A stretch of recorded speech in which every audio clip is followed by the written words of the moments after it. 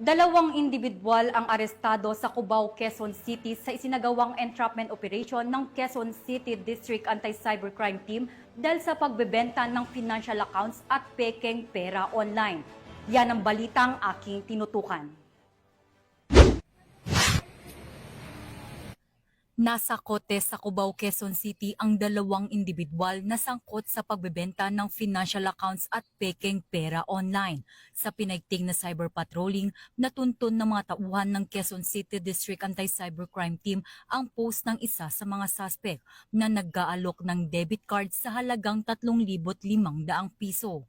Sa pakikipag-ugnayan sa mga suspect, napag-alaman na nagbebenta din sila ng mga pekeng pera na naging daan upang maisagawa ang isang entrapment operation. Nasabat mula sa kanila ang 56 na piraso ng pekeng 1,000 peso bills at isang debit card. Kinasuhan ang mga suspect sa paglabag sa Anti-Financial Account Scamming Act at illegal possession and use of false treasury or banknotes and other instruments of credit na may kaugnayan sa Cybercrime Prevention Act of 2012.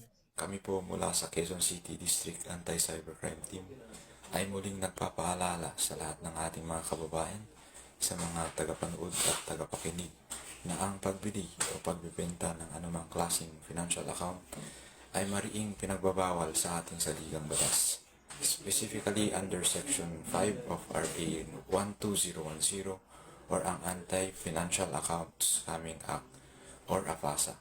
Dahil maaring magamit ito ng mga cybercriminals sa kanilang pag-scam at maitago ang kanilang mga pagkakakilanlan. Mula dito sa Campo Crame, ako ang inyong PNN correspondent, Patrolwoman Mary Grace Artizuela, nagbabalita para sa Police News Network, alagad ng batas, tagataguyod ng Balitang Pulis.